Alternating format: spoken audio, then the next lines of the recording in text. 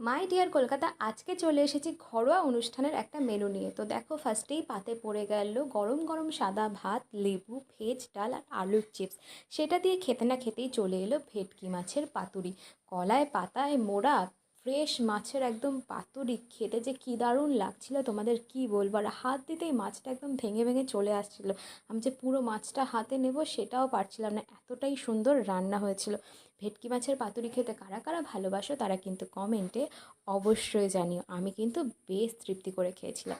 তারপরে চলে এলো আমাদের লাল লাল ঝাল ঝাল মাটন।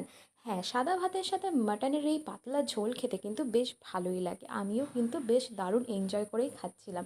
আর তোমাদেরকে অনেক ধন্যবাদ। আমি অনেক দিন যাবৎ কোনো ভিডিও পোস্ট না করায় তোমরা আমাকে অনেকেই ডিএম করেছো, কমেন্ট করেছো যে দিদি ভিডিও কবে আসবে। তো এবার তোমাদের অপেক্ষার অবসান হয়েছে। এবার থেকে কিন্তু রোজই ভিডিও আসবে। কিছু পার্সোনাল কারণে আমি বেশ কিছুদিন কোনো ভিডিও আপলোড করতে পারিনি, বাট ভিডিওর কন্টেন্ট কিন্তু জমাই আছে। এবার রোজই ভিডিও আসবে। তো তারপর শেষ পাতে চলে এলো চাটনি, পাঁপড়, রসগোল্লা, দই। এরকম আরও ভিডিও পেতে আমার চ্যানেল সাবস্ক্রাইব এবং ইনস্টাগ্রাম ফেসবুকে ফলো করতে একদমই ভুলো না। Stay tune for more.